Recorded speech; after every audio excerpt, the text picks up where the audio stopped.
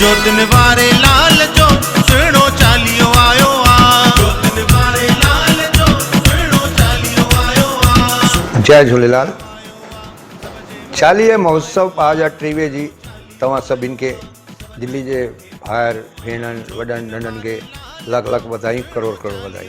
असांजे माननीय मुख्यमंत्री श्री अरविंद केजरीवाल, असांजी माननीय शिक्षा मंत्री सुश्री आतिशी जी ऐं सिंधी अकेडमी तव्हांजे लाइ हिकु बार वरी दुबारा सां तव्हांजे विच में अची रही आहे चालीहो मल्हाइण जे लाइ, जंहिंमें असां वॾा वॾा प्रोग्राम करण वारा आहियूं। हिन बार केवल दिल्लीअ जा कलाकार न, पूरे देश जा कलाकार हिन टाइम दिल्लीअ में हूंदा चालीहे जे महोत्सव में, जंहिंमें असां शुरूआति कंदासीं पूरी दिल्ली में शालीमार बाग, पीतमपुरा, पश्चिम विहार, पटेल नगर, लाजपत नगर, कालकाजी, जनकपुरी ऐं वॾी वॾी जॻहियुनि ते पश्चिम विहार, गदईपुर, मतिलबु दिल्ली जा सभई कोणनि में जेतिरा मंदर आहिनि मोस्टली असां कवर कंदासीं।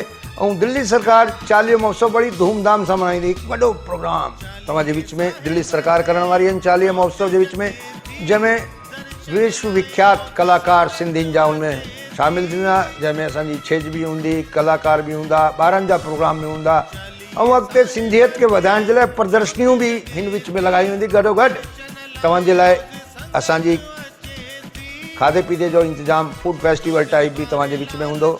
तव्हां सां निमाणी निंड आहे कि तव्हां चालीहो महोत्सव धूमधाम सां मल्हायो, ॿारनि सां सिंधीअ में ॻाल्हायो, वॾनि सां नंढनि सां सभिनी सां सिंधियत में ॻाल्हायो, सिंधियत भाषा खे अॻिते वधाइण जो योगदान ॾियो ताकि असांजी भाषा जेॾी लुप्त थी रही आहे अॻिते वधे ऐं सिंधियत जी जय जयकार थिए। जय झूलेलाल।